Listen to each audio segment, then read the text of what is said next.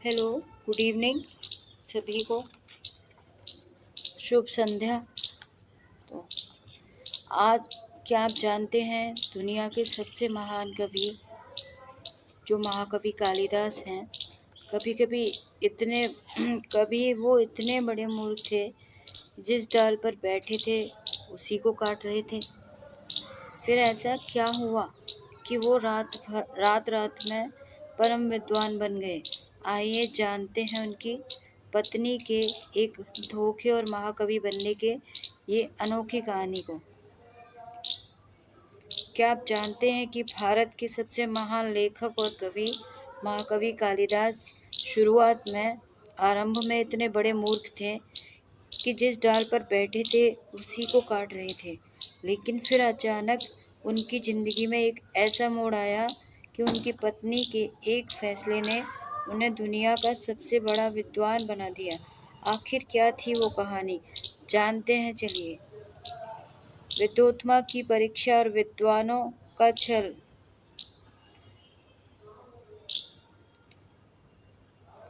आरंभ करते हैं।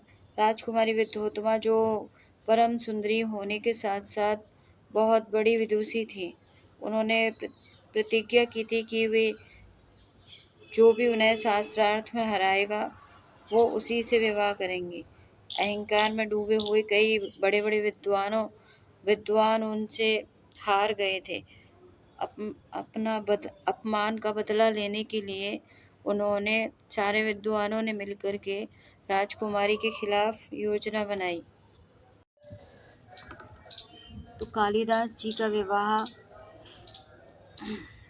विद्वोत्मा का विवाह किसी परम मूर्ख से कराने के लिए उन विद्वानों ने साजिश रची। वे परम मूर्ख की तलाश में जंगल से जा रहे थे, तभी उन्हें एक ऐसा इंसान दिखाई दिया जो कि जिस डाल पर बैठा था उसी को काट रहा था। विद्वानों ने सोचा इससे मूर्ख और कोई व्यक्ति मिल ही नहीं सकता,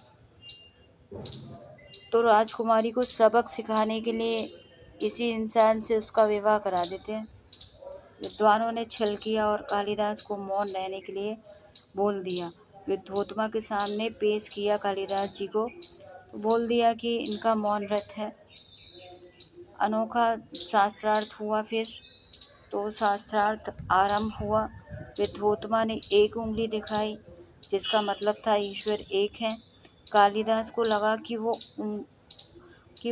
उनकी एक आँख फोड़ने के लिए एक उंगली दिखा रही है, तो उन्होंने कालिदास ने गुस्से में विद्वोत्मा को दो उंगलियां दिखा दी। विद्वानों ने तुरंत उस बात को संभालते हुए कहा कि गुरुजी का कहने का मतलब है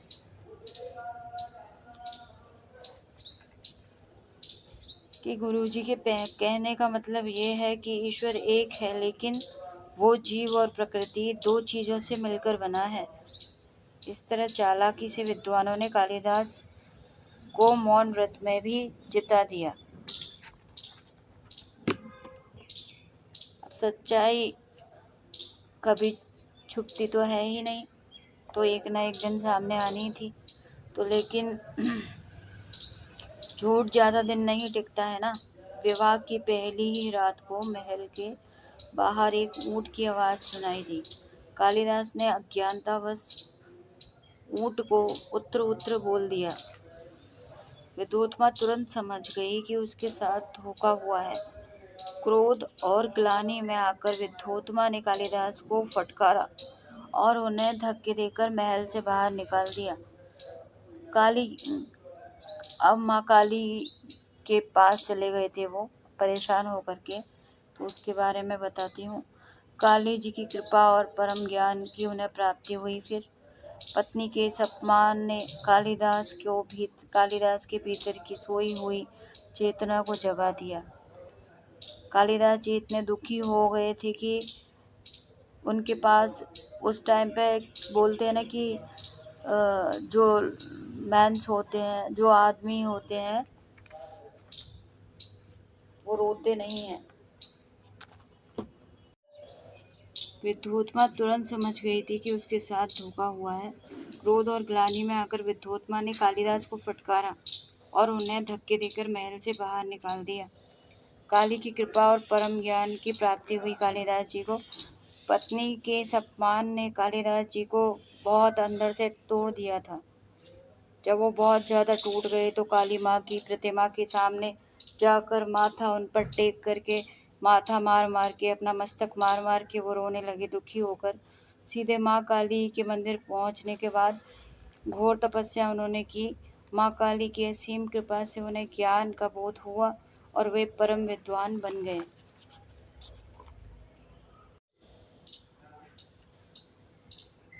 अब जब वो परम विद्वान बनने के बाद घर पर महल वापस आए, तो जब कालिदास लौट कर आए तो उन्होंने दरवाजे पर दस्तक देकर उन्होंने कहा था, अनावृत कपाट द्वारम देहि। उन्होंने संस्कृत में बोला, अनावृत कपाटम द्वारम देहि, अर्थात उन्होंने दरवाजा खोलने के लिए बोला था। तो विद्वोत्मा ने हैरानी से अंदर से बोला, अस्ति कश्चित् वाक् विशेष, वाणी में कुछ विशेषता लगती है।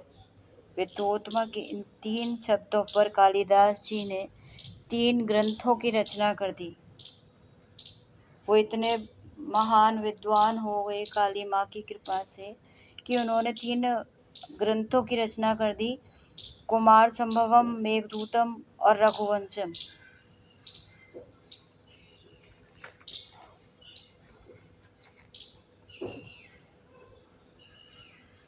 एक मूर्ख व्यक्ति से महाकवि बनने का सफ़र हमको ये सिखाता है कि अगर चोट दिल पर लगे और संकल्प सच्चा हो तो इंसान कुछ भी हासिल कर सकता है।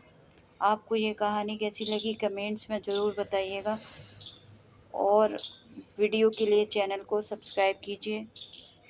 मिलते हैं नेक्स्ट वीडियो में संस्कृत की कहानियों के बारे में और संस्कृत की नॉलेज के बारे में।